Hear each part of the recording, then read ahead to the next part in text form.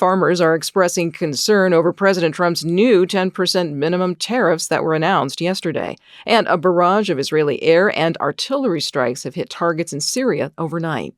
Good morning, I'm Corva Coleman from NPR News, and here are today's top stories. President Trump says he is going to impose new tariffs on goods from all over the world. The baseline tariff is 10%. Those will go into effect on Saturday. What Trump is calling reciprocal tariffs on certain countries will take effect next Wednesday. NPR's Scott Horsley explains. Trump calls these reciprocal tariffs, saying they're simply designed to match the trade barriers that other countries impose on U.S. exports. But the White House later acknowledged it would be too hard to calculate the actual trade barriers from every other country, so they just picked an arbitrary number they thought would be high enough to chip away at each country's trade surplus with the U.S. And the result is a huge tariff increase, a 24% tax on imports from Japan, a 34% tax on imports from China, in addition to the 20% tariffs that were already in place. NPR's Scott Horsley reporting. Stock markets are plunging. On Wall Street and pre-market trading, Dow futures are down about 1,200 points. Meanwhile, President Trump says he is standing up for skilled workers and for farmers. From member station KCUR, Frank Morris reports some farmers are expressing concern. Many farmers say they've been losing money recently. They're paying much more for things like fertilizer, seed, and equipment, and they're getting less for the crops they produce. Kansas farmer Vance Emke says President Trump's import taxes will make things worse. These tariffs are just absolutely bad news. There is no good news about them whatsoever. The price for everything that we buy goes up, and the price for everything that we sell goes down. American row crop farmers depend on exports to make a living. Emke fears that the countries they sell to, like China, Mexico, and Canada, will slap tariffs on U.S. farm exports and drive commodity prices lower.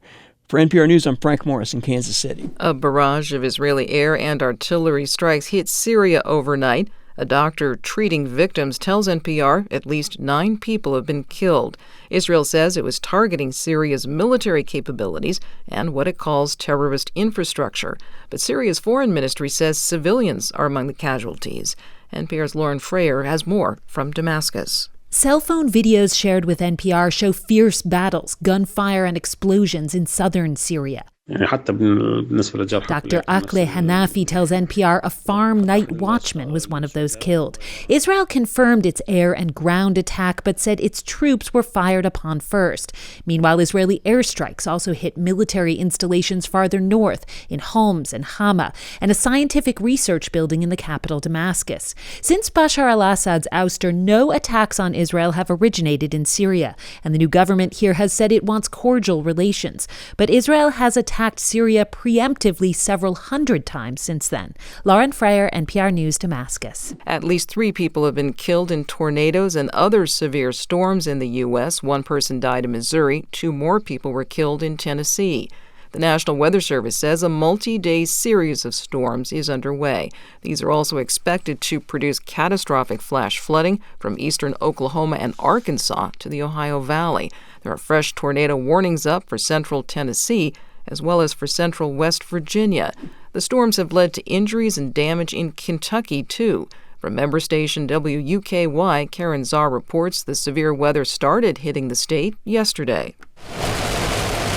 Storm warning alarms from the National Weather Service sounded throughout the night, and rain continues to fall. Much of Kentucky is under a flood watch until Sunday. Governor Andy Beshear was proactive before the storms hit. We are facing a 4-day weather event that is severe enough that I have signed a state of emergency. Beshear has activated the Kentucky Emergency Operations Center and units of the Kentucky National Guard. He's also implemented price gouging laws, which make it illegal to raise prices for goods and services needed during an emergency. For NPR News, I'm Karen Czar in Lexington. It's NPR.